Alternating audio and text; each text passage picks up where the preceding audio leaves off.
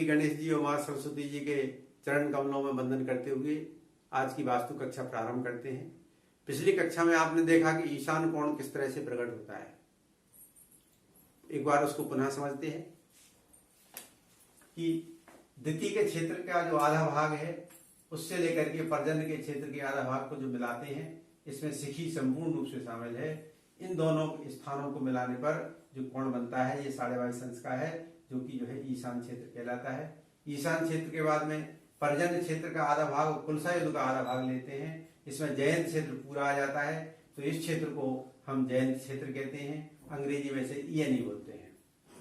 इसी प्रकार से ये कुलसा युद्ध का आधा भाग और सूर्य का संपूर्ण भाग और सत्य का आधा भाग मिलाने पर ये जो कोण बनता है, ये कोण जो है पूर्वी क्षेत्र कहलाता है।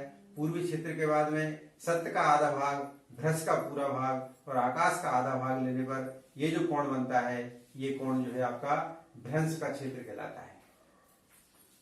इसके बाद में ये आपका आग्नेय क्षेत्र है, जो कि आकाश से लेकर के और पूषा के आधे भाग के बीच में है। इसके बाद में पूषा के आधे भाग से लेकर के और दक्षिण के आधे भाग तक ये जो वितत क्षेत्र है, इसको वितत क्षेत्र बोलते हैं। वितत क्षेत्र के बाद में ये दक्षिण का क्षेत्र है। दक्षिण का क्षेत्र के बाद में आपके गंधर्व से लेकर के और मृग के आधे के बीच में ये भृंगराज का क्षेत्र है। भृंगराज के क्षेत्र के बाद में ये आपका नैऋत्य क्षेत्र है, जो कि मृग से लेकर के और द्वारे के बीच में है। इसमें पितृ संपूर्ण रूप से आते हैं, तो ये जो आपका है नैऋत्य क्षेत्र है।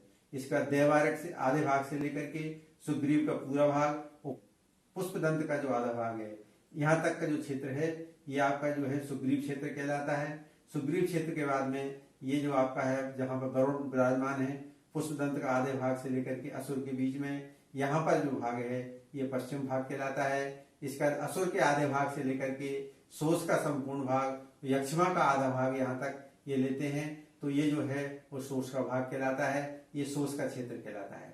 सोस के क्षेत्र के बाद में आप ये देख रहे हैं, इसमें पाप यक्षमा आधा, रोग संपूर्ण और नाग का जो आधा भाग है ये आपका जो है वायव्य क्षेत्र कहलाता है। वायव्य क्षेत्र के बाद में ये जो है नाग के आधे भाग से लेकर के और भल्लाट के आधे भाग तक का ये जो कोण बन रहा है, ये जो रेखाएं खींची हुई हैं, इनका जो कोण बन रहा है, ये कोण आपका मुख्य क्षेत्र कहलाता है। मुख्य क्षेत्र के बाद में ये आपका उत्तरी क्षेत्र है, जिसमें कि भल्लाट के आधे भाग से लेकर के भुजग के आधे भाग के बीच में जो जो कोण बनता है, ये कोण जो है आपका वो उत्तर क्षेत्र कहलाता है। इसके बाद में उत्तर क्षेत्र के बाद भुजग के आधे भाग से लेकर के और द्वितीय के आधे भाग के बीच में ये जो रेखाएं खींच रही हैं, इन रेखाओं के द्वारा ये ब्रह्म स्थान पर जो कोण बनता है, ये कोण जो है आपका अद्वितीय क्षेत्र कहलाता है। अब यहाँ पर आप देखिए कि 4 आपकी प्रधान दिशाएं हैं, पूरब है, पश्चिम है, उत्तर है और दक्षिण है। ये यथावत नाम है। पूर्वी क्षेत्र को पूर्वी नाम है, उत्तरी क्षेत्र को उत्तरी नाम है, दक्षिणी क्षेत्र को दक्षिणी नाम है और पश्चिमी क्षेत्र को पश्चिमी नाम है। ये जितने भी क्षेत्र हैं, ये सभी क्षेत्र 22.5 अंश के हैं, यानी 22.5 अंश के हैं। इसके बाद में जो आपके कोण वाले भाग हैं, ईशान कोण है, ये ईशान क्षेत्र है। ये अग्नि कोण है, ये अग्नि क्षेत्र है। इसके बाद में ये नैऋत्य कोण है, ये नैऋत्य का क्षेत्र है। इसके बाद ये वायव्य कोण है, वायव्य का क्षेत्र है। तो ये जो 8 नाम आपको बताए हैं, 4 प्रधान दिशाएं और 4 कोने की दिशाएं, ये 8 नाम आप पहले से परिचित हैं। अब शेष जो 8 उपदिशाएं हैं, उन उपदिशाओं को उन स्थानों के प्रधान देवताओं के अनुसार संकेत किया गया है। यहाँ पर ईशान से और पूर्व के बीच में जयंत क्षेत्र है। इस जयंत क्षेत्र को वैदिक नाम दिया गया है, जयंत। इसको अंग्रेजी में ईएनई बोलते हैं। इसी प्रकार से पूर्व और अग्निकोण के बीच में ये जो क्षेत्र है वो भ्रष्ट क्षेत्र है, इसको अंग्रेजी में ईएसई बोलते हैं। इसके बाद में अग्निकोण और दक्षिण के बीच में ये वितत क्षेत्र है, इसका वैदिक नाम वितत है और इसको अंग्रेजी में एसएसई बोलते हैं। इसके बाद में दक्षिण और नैऋत्य कोण के बीच में जो क्षेत्र है ये भृंगराज का क्षेत्र है, इसको भृंगराज क्षेत्र बोलते हैं और अंग्रेजी में एसएसडब्ल्यू बोलते हैं। इसके बाद में नैऋत्य से लेकर के और पश्चिम के बीच में जो सुग्रीव का क्षेत्र है, इसको सुग्रीव का क्षेत्र बोला जाएगा। वैदिक नाम इसका सुग्रीव का क्षेत्र रहेगा और अंग्रेजी में इसको WSW कहेंगे।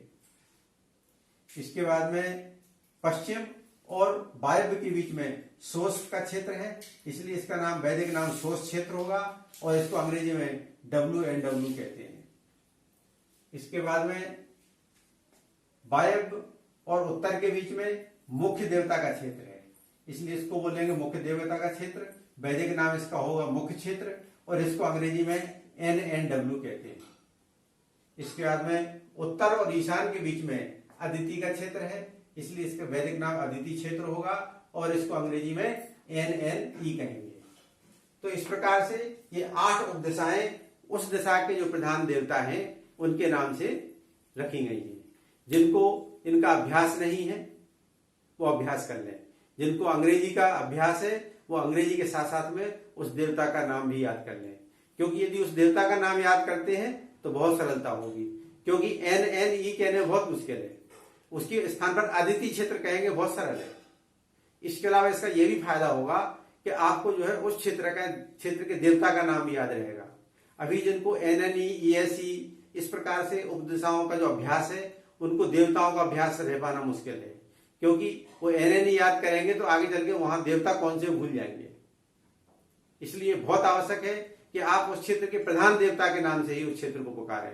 इससे आपको ये जो वास्तुमंडल है ये हमेशा याद रहेगा और ये भी याद रहेगा कि उस क्षेत्र में कौन से देवता विराजमान है।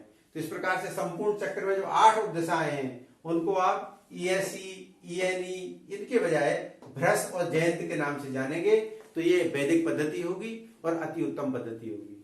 अब हम आगामी कक्षाओं में जो भी कुछ पढ़ाएंगे उसमें कोशिश ये करेंगे कि आपको चूंकि ENE वगैरह का अभ्यास है तो वो भी बोलेंगे, लेकिन कोशिश ये करेंगे कि हम वैदिक नाम लें।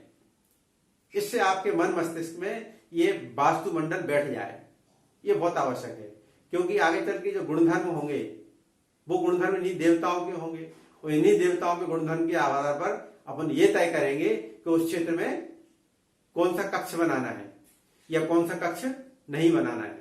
इसलिए बहुत आवश्यक है कि आप वैदिक देवताओं के नाम से उस क्षेत्र को पुकारें। इस प्रकार से आज की कक्षा यहीं समाप्त होती है। नमस्कार, जय राम जी।